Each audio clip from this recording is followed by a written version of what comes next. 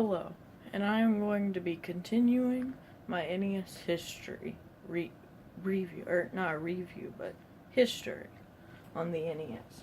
So after the NES saw that the Master System came out, and they saw it wasn't much of a threat in America, they didn't make another console. But when the Genesis came out, and they saw how much more popular it was, they decided to make a whole nother console, the Super Nintendo. And that's when the NES it was discontinued.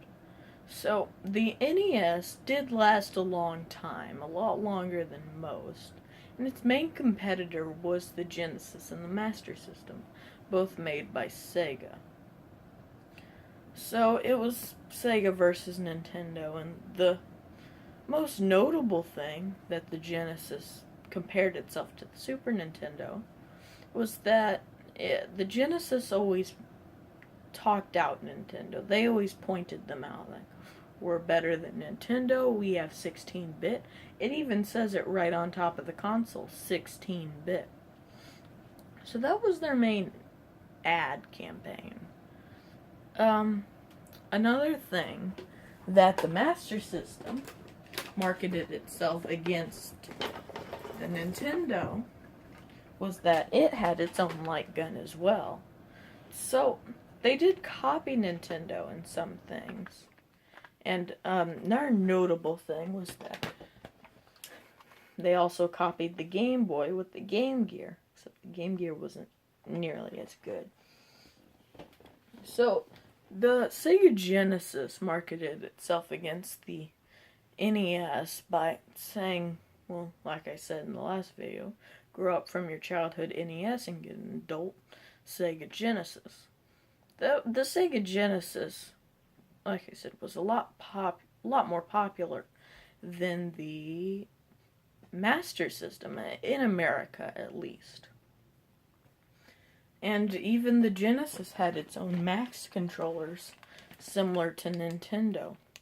Except the Genesis controller had 3 buttons and a start.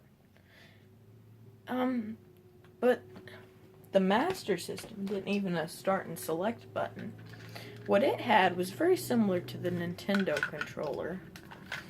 Layout similar to this, except it didn't have the start and select. And the A button also said start above it. So it programmed as 2 buttons. It's also rectangular, one D-pad. It wasn't even a D-pad, it was like some circle thing. So the NES had 2 competitors made by the same company, and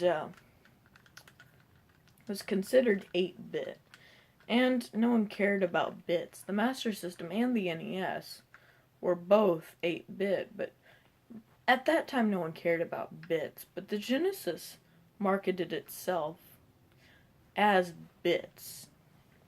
Now the NES marketed itself as get the power, Nintendo power.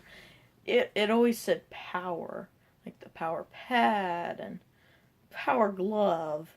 So the power pad, you would run on it, and on world-class track meet, make you think you're jogging. I don't know. It's a really weird game. Also, as I said, the power glove was pretty cool at the time, except nowadays we know it really doesn't work, and it's really bad. Really bad. So, the NES had a ton of accessories.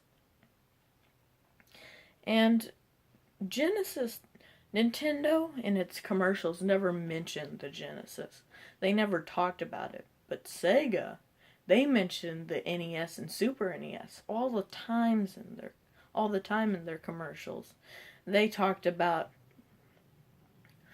they talked about the Nintendo and specifically pointing it out how it wasn't as good. One popular commercial was Genesis Does. And that was another big slogan, Genesis Does. And that whole commercial, I'm sure everyone who lived in that time period heard it. It was a very popular commercial. And it said, Genesis does what Nintendo don't.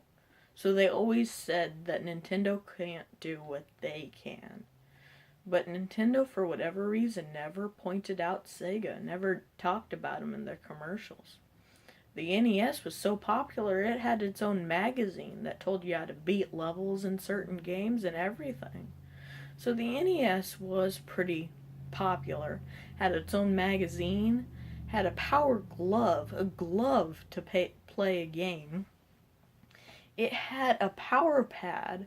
It had a ton of different controllers. It even had a gun. So it lasted a long time. And I think it lasted longer than the Super Nintendo, but I'm not sure about that.